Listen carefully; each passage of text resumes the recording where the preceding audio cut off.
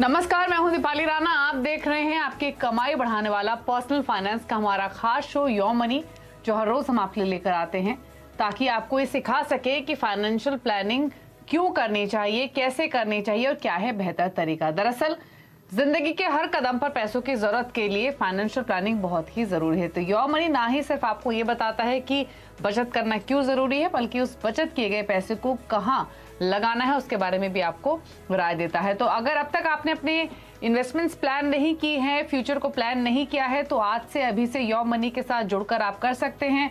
Already starting कर चुके हैं तो भी आप अपने इन्वेस्टमेंट्स पर हमारे एक्सपर्ट्स की राय ले सकते हैं। तरीका क्या है शो में आने का, आपकी स्क्रीन पर है mf@moneycontrol.com।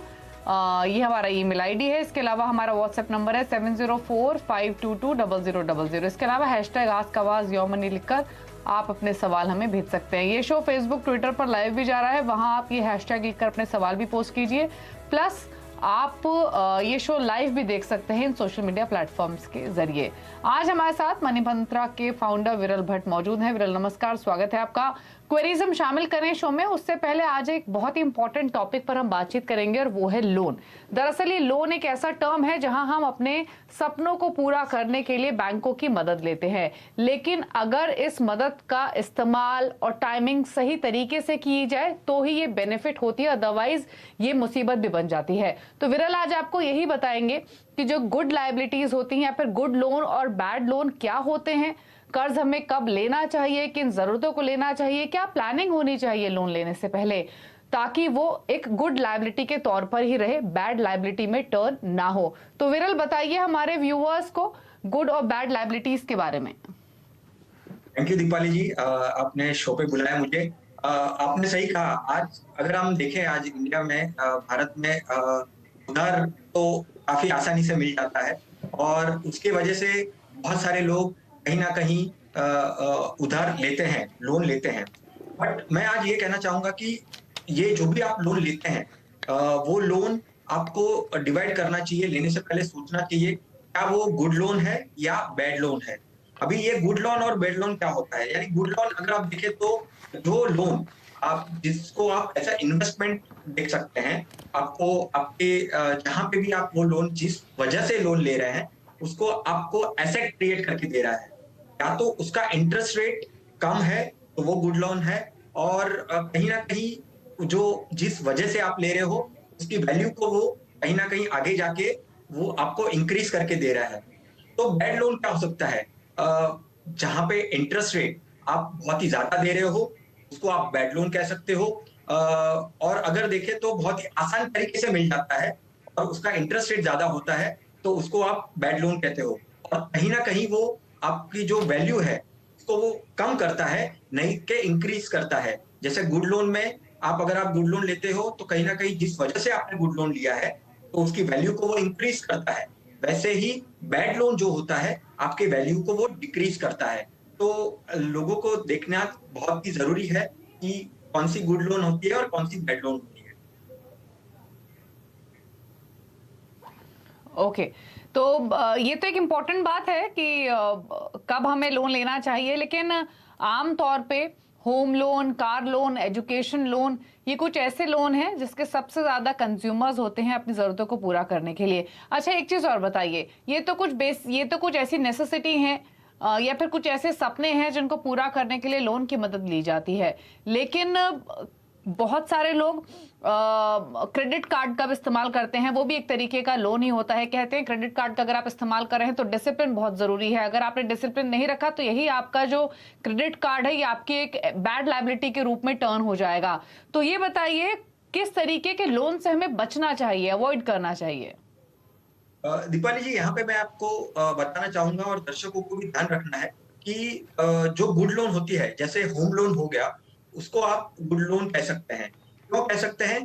एक तो आप वो घर के लिए ले रहे हैं, आपकी घर की वैल्यू जो है वो आप एज एन एसेट उसको कंसिडर करते हैं, और कहीं ना कहीं कुछ सालों के बाद वो एप्रिशिएट होकर आपको मिल सकती है। और आपको टैक्स बेनिफिट भी मिलता है, प्रिंसिपल अमाउंट पे भी टैक्स बेनिफिट मिलता है और इंटरेस्ट को भी आप एज ए टैक्स बेनिफिट ले सकते हैं। तो वो गुड लोन हो गया। फिर एजुकेशन लोन यानी स्टूडेंट लोन, जो पेरेंट्स अपने बच्चों की पढ़ाई के लिए, हायर एजुकेशन के लिए लोन लेते हैं, डेफिनेटली बच्चों को फायदा होगा और कहीं ना कहीं वो एक एज एन इन्वेस्टमेंट के पॉइंट ऑफ व्यू से भी आप उसको देख सकते हैं। सिमिलरली स्टार्टअप और बिजनेस लोन, ये भी गुड लोन की तरह कंसिडर कर सकते हैं, क्योंकि कहीं ना कहीं आप आपके बिजनेस को बढ़ावा देने की कोशिश कर रहे हैं, आपको कुछ एक आप नया बिजनेस, नया स्टार्टअप स्टार्ट करने की कोशिश कर रहे हैं, तो ये हो गया गुड लोन।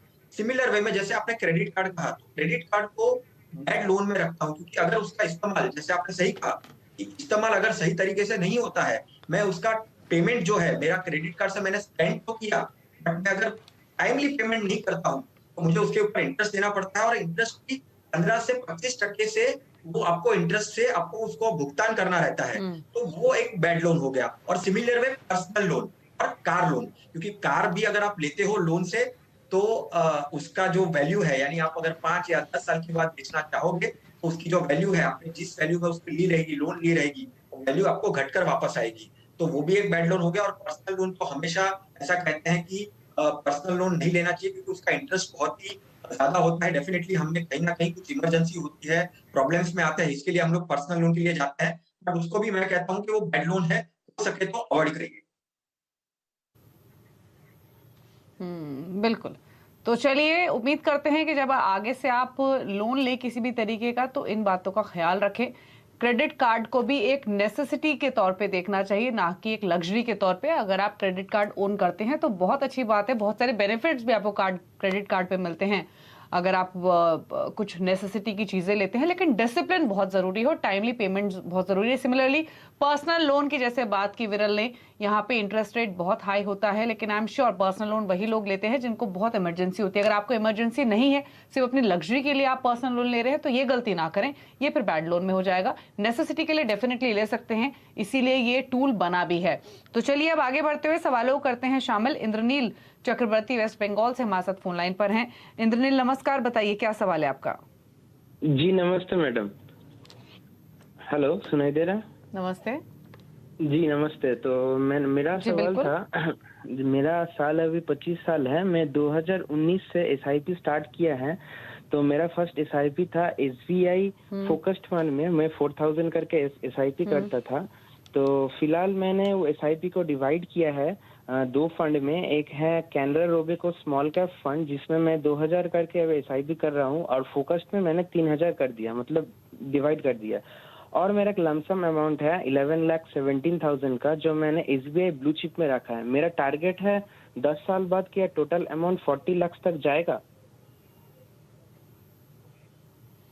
ओके, तो आपने जो फंड्स अभी बताए हैं उसमें आपके पास 3 फंड्स हैं, जिसमें आपके ऑलमोस्ट 6000 की एसआईपीज चल रही हैं। एसबीआई ब्लू चिप में आपने लमसम किया हुआ है। 2 चीजें बताइए, ये जो आप 6000 की एसआईपीज कर रहे हैं, ये कब से कर रहे हैं, कितना टाइम हो चुका है?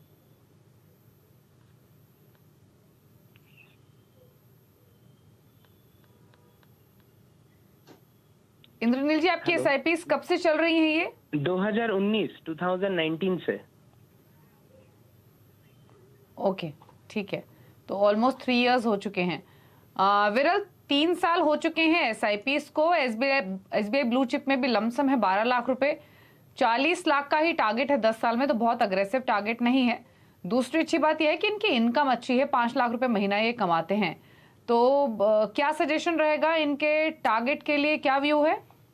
उनकी जैसे करंट एसआईपी, यहाँ पे उन्होंने जिस तरह से कहा 6000 के आसपास की कुछ एसआईपी चल रही है, राइट। और अगर देखें तो 10 साल के अंदर इतनी एसआईपी से वो 14 लाख जमा कर सकते हैं, ठीक है। 12% का भी अगर हमने रिटर्न पकड़ा, और उनके 12 लाख तो ऑलरेडी जमा है एसबीआई ब्लू चिप में। सो मोटा मोटी अगर हम देखें तो 25-26 लाख वो कर सकते हैं।